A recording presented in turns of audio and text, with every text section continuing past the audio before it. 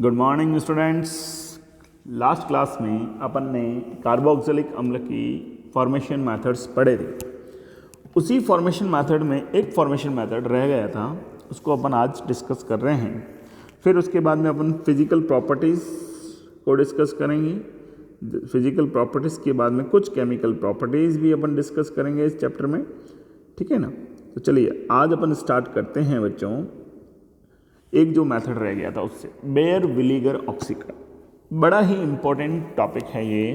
Bear विलीगर ऑक्सीकरण में क्या होता है कि जो भी कार्बोनिल यौगिक हैं उनका ऑक्सीकरण करवा सकते हैं, लेकिन अपन को कार्बोक्सिलिक अम्ल बनाना है तो अपन एल्डिहाइड का ऑक्सीकरण करवाएंगे, क्योंकि कार्बोनिल यौगिक में तो एल्डिहाइड और कीटोन दोनों होते हैं और दोनों का ऑक्सीकरण होता है। एल्डिहाइड का जब ऑक्सीकरण होता है तो कार्बोक्सिलिक अम्ल मिलता है, जबकि कीटोन का जब ऑक्सीकरण होता है तो एस्टर प्राप्त होता है।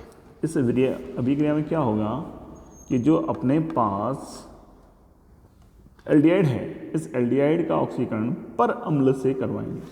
जैसे ही पर अम्ल के साथ ऑक्सीकरण अपन करवाते हैं, पर अम्ल के साथ ऑक्सीकरण करवाने पर क्या हो, तो पर एसिड से रिएक्शन करवाते हैं। किसकी? एल्डिहाइड की। एल्डिहाइड की पर एसिड से रिएक्शन करवाते हैं तो क्या होता है कि पर एसिड का फॉर्मूला है COOH। अगर COOH होता है तो वो कार्बोक्सिलिक, इसमें एक ऑक्सीजन और इंट्रोड्यूस कर दे तो ये हो जाता है COOH।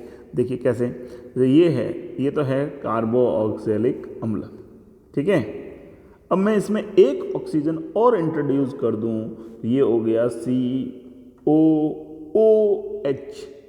ये पर एसिड का ये वाला ऑक्सीजन रिएक्टिव होता है और रिएक्टिव होकर इसके साथ ऑक्सीजन से रिएक्शन करेगा, ये रिएक्शन करेगा और ये वाला H इसके अंदर इंसर्ट हो जाएगा। जैसे H जो ऑक्सीजन है C और H के बीच में इंसर्ट होता है तो ये समूह बना लेता है COOH, कार्बोक्सिलिक अम्ल। और कार्बोक्सिलिक अम्ल बनाएगा, बस यही बनाना था अपन को। ये है बेयर विलीगर ऑक्सीकरण। चलिए आगे अपन पढ़ते हैं भौतिक गुणधर्म, फिजिकल प्रॉपर्टीज़। किसकी फिजिकल प्रॉपर्टीज़ की डिस्कशन कर रहे हैं? कार्बोक्सिलिक अम्ल ध्रुवीय होते हैं, पोलर होते हैं, क्योंकि इनमें अनुनाद होता है। C डबल बॉन्ड O के साथ OH समूह अनुनाद कर लेता है और जिससे दो अनुनादी संरचनाएं प्राप्त होती हैं। ये कार्बोक्सिलिक अम्ल है। ओके, चलिए। कार्बोक्सिलिक अम्ल जल में पूर्णतया विलय होते हैं, क्योंकि वे जल के अणुओं के साथ H बंध का निर्माण करते हैं। यदि कार्बन की संख्या 5 या 5 से अधिक हो तो कार्बोक्सिलिक अम्ल की विलेयता घटती है। ये लेकिन जब छोटे हैं, नहीं, निम्नतर कार्बोक्सिलिक अम्ल जो हैं वो जल में पूर्ण विलय होते हैं, लेकिन उच्चतर कार्बोक्सिलिक अम्ल जो होते हैं वो जल में कम विलय होते हैं। इसका कारण क्या है कि जैसे जैसे कार्बन की संख्या बढ़ेगी तो एल्किल समूह बढ़ेगा, और एल्किल समूह जो होता है वो जल प्रतिकर्षी होता है, और जल प्रतिकर्षी होने के कारण H बंध का जो निर्माण होना है उस H बंध के निर्माण में बाधा उत्पन्न होती है, जिससे आसानी से H बंध का निर्माण नहीं होता और विलेयता घटने लगती है। लेकिन जो निम्नतर सदस्य हैं वो जल के साथ H बंध का निर्माण, ये देखिए H बॉन्ड आपको दिख रहे होंगे, ये जो डार्क लाइन मैंने की है वो H बॉन्ड को शो कर रही है। इस तरह से H बॉन्ड का निर्माण हो जाता है। ये है अपना H बॉन्ड। चलिए ठीक है, तो चलिए विलेयता की बात हो गई। आगे अपन बात करते हैं कार्बोक्सिलिक अम्ल का क्वथनांक। कार्बोक्सिलिक अम्ल जो है उसका क्वथनांक अपने संगत अल्कोहल हो, कार्बोनिल यौगिक हो, एल्केन हो, सबसे अधिक होता है। ऐसा क्यों होता है? क्योंकि कार्बोक्सिलिक अम्ल में अंतर अणुक H बंध पाया जाता है। इंटरमोलिकुलर H बॉन्ड के कारण दो अणु परस्पर जुड़ते हैं।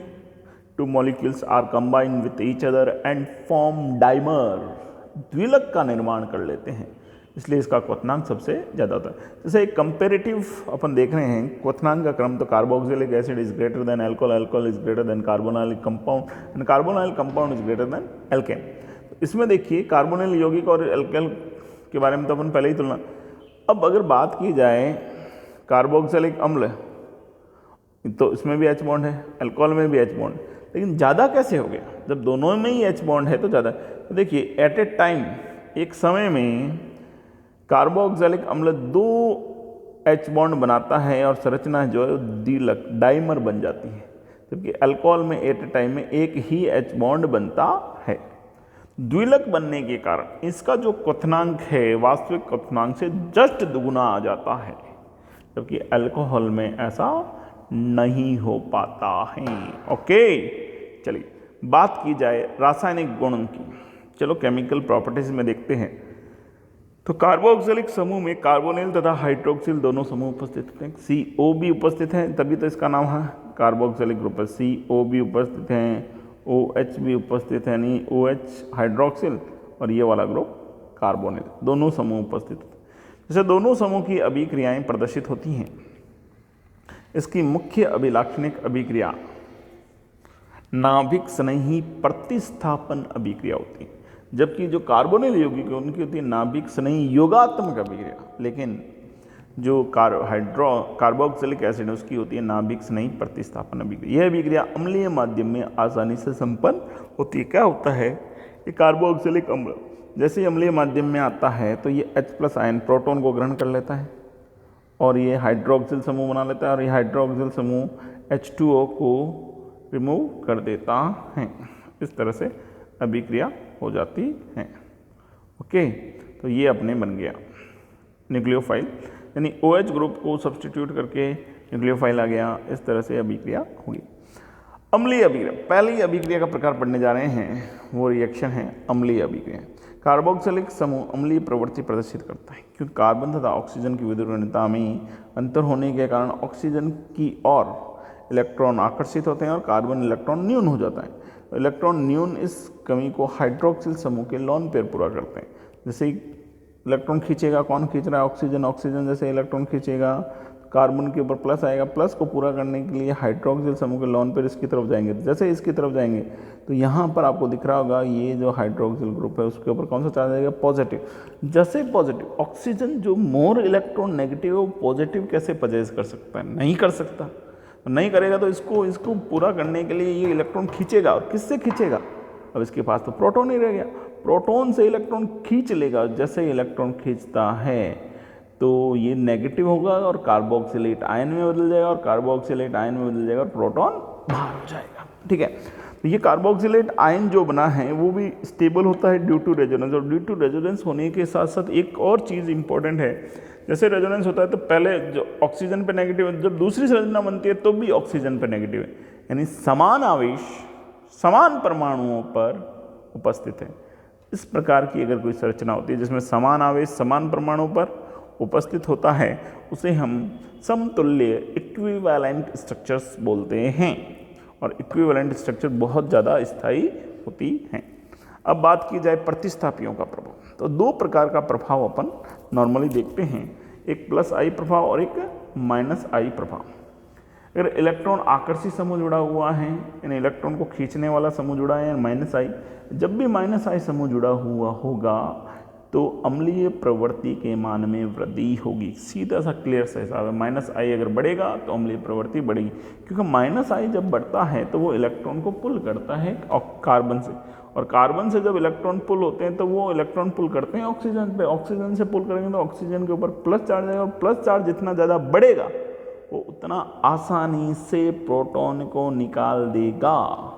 इसलिए अपन ये कह सकते हैं कि -I इफेक्ट बढ़ने पर एसिडिक नेचर में भी वृद्धि होती है। ओके, चलिए इलेक्ट्रॉन प्रतिकर्षी समूह का प्रभाव। अगर इलेक्ट्रॉन प्रतिकर्षी समूह जुड़ा हुआ है, जस्ट उल्टा हो जाए, इलेक्ट्रॉन प्रतिकर्षी अगर बढ़ता है तो एसिडिक नेचर के मान में भी कमी आती है। +I इफेक्ट बढ़ रहा है तो एसिडिक नेचर डिक्रीज होगा। जैसे एक एग्जाम्पल दिया हुआ है कि अम्लीय प्रवृत्ति का क्रम बताइए। 3 एग्जाम्पल यहाँ पर लिख दिए, एक फॉर्मिक अम्ल लिख दिया, एक एसिटिक अम्ल लिख दिया और एक NO2 समूह। NO2 समूह -I इफेक्ट का है, ठीक है, इसमें +I इफेक्ट हो गया और इसमें कोई इफेक्ट नहीं है, तो -I वाले का जो होना चाहिए वो सबसे ज़्यादा होता है। एक मिनट, तो इन चारों में क्लोराइड और NO2 है, 2 में -I इफेक्ट, एक में +I इफेक्ट, एक में कोई इफेक्ट नहीं। जब -I इफेक्ट में NO2 का -I इफेक्ट सबसे ज़्यादा होता है, फिर क्लोराइड का। तो सबसे कम अम्लीय जो हो गया, बढ़ता क्रम में अगर देखें तो सबसे कम हो गया एसिटिक एसिड, फिर फॉर्मिक एसिड, फिर क्लोराइड वाला 4th number structure, and then 3rd number structure. इसी तरह एक और है अम्लीय प्रवृत्ति का करता है, एक CF3 है, CH3 है, CH3 का whole thrice, CH3 3 alkyl group सबसे कम, एक अल्काइल ग्रुप फिर, और सबसे ज़्यादा होगा CF3 का। ओके, चलिए ये अम्लीय प्रवृत्ति का क्रम हो गया। अब अपन बात करेंगे हेल-वॉलार्ड-ज़ेलेंस्की अभिक्रिया। हेल-वॉलार्ड-ज़ेलेंस्की अभिक्रिया जो है HVZ अभिक्रिया भी बोलते हैं, ये कार्बोक्सिलिक अम्ल के अल्फा हाइड्रोजन की अभिक्रिया होती है, केवल अल्फा हाइड्रोजन। अल्फा हाइड्रोजन युक्त कार्बोक्सिलिक अम्ल की क्रिया जब अपन हैलोजन के साथ लाल फास्फोरस की उपस्थिति में करवाते हैं तो अल्फा हाइड्रोजन जो हैं वो हैलोजन परमाणु द्वारा प्रतिस्थापित हो जाते हैं और अल्फा हेलो कार्बो ऑक्सैलिक अम्ल प्राप्त होते हैं। इसकी मैकेनिज्म क्या होता है कि सबसे पहले ब्रोमाइड नेगेटिव अटैक करता है और जैसे ही अटैक करता है तो ये OH ग्रुप को रिप्लेस कर देता है और Br अटैच हो जाता है। देन ये कीटो ग्रुप जो है, कीटो फॉर्म जो है वो इनॉल फॉर्म में बदल जाती है, कीटो फॉर्म इनॉल फॉर्म में, और इनॉल फॉर्म में बदलते ही कार्बन के का जो डबल बॉन्ड है वो कार्बन के ऊपर से फिर प्लस अटैक करता है और प्लस जो है वो CH से अटैच हो जाता है। देन क्या होता है, हाइड्रोलाइसिस करवाएंगे और जो Br था वो OH ग्रुप से रिप्लेस हो जाता है। ये है हेल-वॉलार्ड-ज़ेलेंस्की अभिक्रिया। ओके माय डियर स्टूडेंट्स, बाकी अपन नेक्स्ट क्लास में पढ़ेंगे।